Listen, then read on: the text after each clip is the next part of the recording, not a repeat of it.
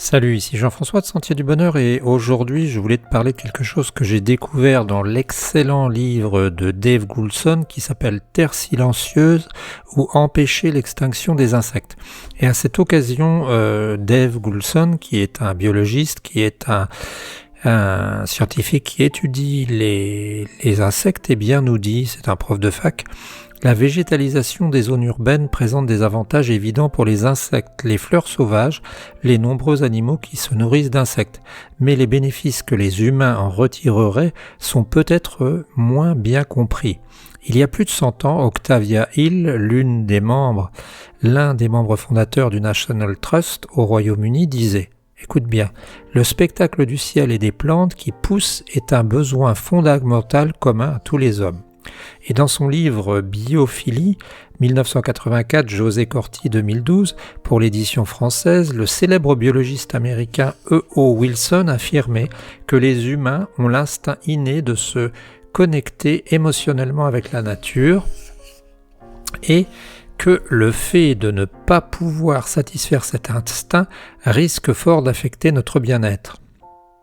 Peu de temps après commença à émerger un nouveau champ de recherche en psychologie baptisé l'éco-psychologie par le professeur d'université californien Theodore Roszak qui explorait l'effet de nos interactions en constante régression avec la nature sauvage sur notre développement psychologique et notre bien-être. Une assertion commune veut que si la société est déconnectée de la nature, différents aspects de la vie d'un individu en seront alors impactés négativement jusqu'à conduire au délire et à la folie.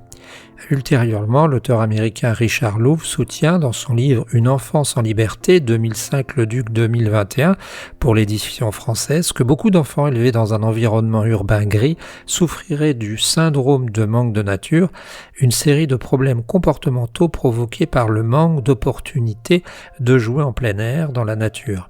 Il prétendait que ces problèmes incluaient le trouble déficitaire de l'attention, l'anxiété, la dépression et le manque de respect pour l'environnement et les autres formes de vie. Des échos à ces arguments se retrouvent dans Feral 2013, non traduit en français, écrit par le journaliste et militant écologiste Georges Monbiot, qui prône l'idée que les humains ont un besoin primordial de découvrir la nature sauvage. Bah oui, c'est ce qu'on ne cesse de dire sur notre chaîne, c'est-à-dire que l'homme est naturellement issu depuis 10 000 ans.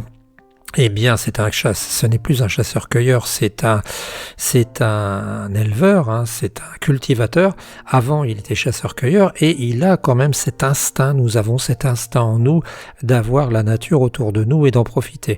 Et ça arrange fort bien les tenants de la technologie à tout crin et les tenants de tout ce qui est technique, de tout ce qui est commercial, de tout ce qui est ultralibéral, puisqu'on sait très bien que quand un individu est coupé de ses racines, eh bien on en fait ce qu'on veut. Je te rappelle le proverbe chinois que je dis régulièrement, c'est que un individu qui est coupé de sa famille, qui est coupé de ses relations, eh bien est comme un fétu dans un fleuve.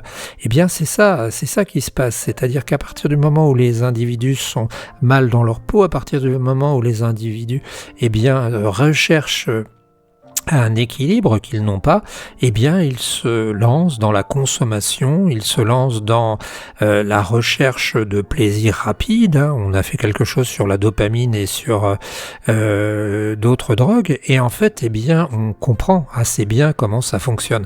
Alors, je sais ce que tu vas me dire, j'ai l'impression d'être quand même quelqu'un d'équilibré, j'ai l'impression d'être quelqu'un d'heureux, et pourtant j'ai grandi en ville.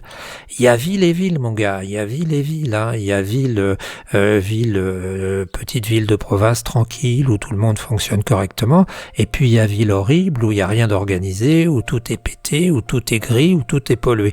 Et bien voilà, je vous retiendrai pas plus longtemps pour vous dire que c'est des réflexions à se faire. Alors je l'ai écrit dans mon cahier parce que j'ai un grand cahier à spirale dans lequel j'écris ce genre de méditation, de réflexion, mais je tenais à en profiter avec vous, et personnellement ayant vécu dans la nature quand j'étais jeune, je me rends compte à quel point c'est une richesse. Parfois on parle de culture, de grande culture littéraire ou autre chose, mais la nature t'apprend des choses tous les jours, toutes les secondes. Quand tu vas te promener dans ton jardin, tu t'aperçois que tu vois des plantes que tu n'as jamais vues, et ça te donne une envie, une appétence pour pour découvrir de nouveaux horizons, pour découvrir de nouvelles espèces.